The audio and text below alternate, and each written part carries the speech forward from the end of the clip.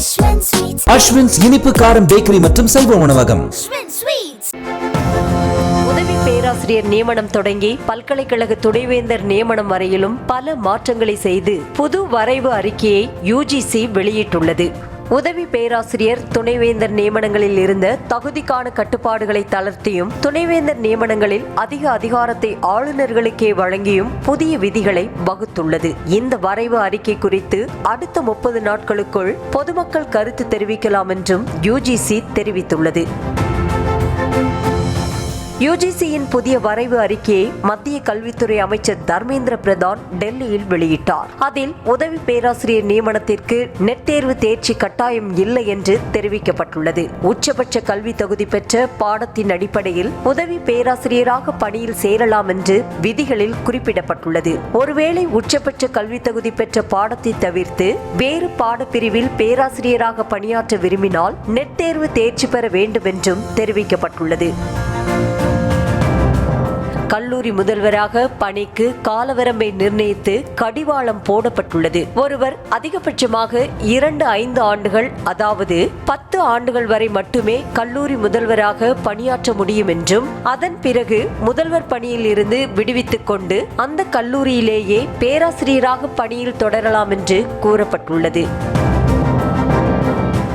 துணைவேந்தராக கல்வியாளர்கள் மட்டுமே நியமிக்கப்பட வேண்டும் என்ற கட்டுப்பாடு புதிய விதியில் தளர்த்தப்பட்டுள்ளது. அதில் தொழில்துறை, பொது நிர்வாகம் மற்றும் கொள்கை உருவாக்கம் போன்ற துறைகளை சேர்ந்த வல்லுநர்கள் கல்வி பங்களிப்புகளில் ஈடுபட்டிருந்தால் அவர்களையும் துணைவேந்தர் நியமனங்களில் கருத்தில் கொள்ளலாம் என்றும் UGC வரைவு அறிக்கையில் தெரிவிக்கப்பட்டுள்ளது.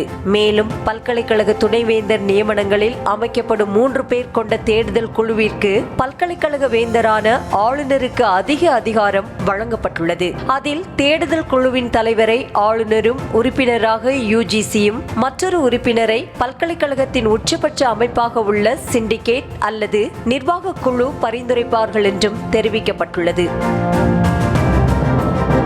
துணைவேந்தர் தேடுதல் குழு விவகாரத்தில் ஆளுநருக்கு அதிக அதிகாரம் மற்றும் கல்வியாளர்கள் அல்லாதோரும் துணைவேந்தர் பதவியில் நியமிக்கப்படலாம் என்ற UGCயின் வரைவு அறிக்கைக்கு தமிழக முதல்வர் MK ஸ்டாலின் கடும் கண்டனம் தெரிவித்துள்ளார். UGCயின் புதிய வரைவு கூட்டாட்சி மற்றும் மாநில உரிமைகளின் மீது நேரடி தாக்குதல் என்றும், இந்த விவகாரத்தை தமிழ்நாடு அரசு அரசியலாகவும் சட்ட ரீதியாகவும் எதிர்கொள்ளும் என்றும் முதல்வர் MK ஸ்டாலின் தெரிவித்துள்ளார்.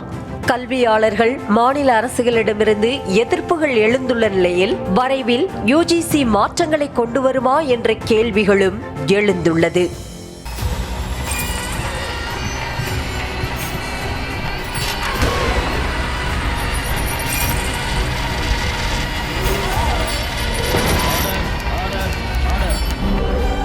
நிகழ்தகவு குற்றங்களின் மறுபரிமாணம் நாள்தோறும் இரவு 10 மணிக்கு இணைந்திருங்கள் நமது நியூஸ் தமிழ் தொலைக்காட்சியோடு.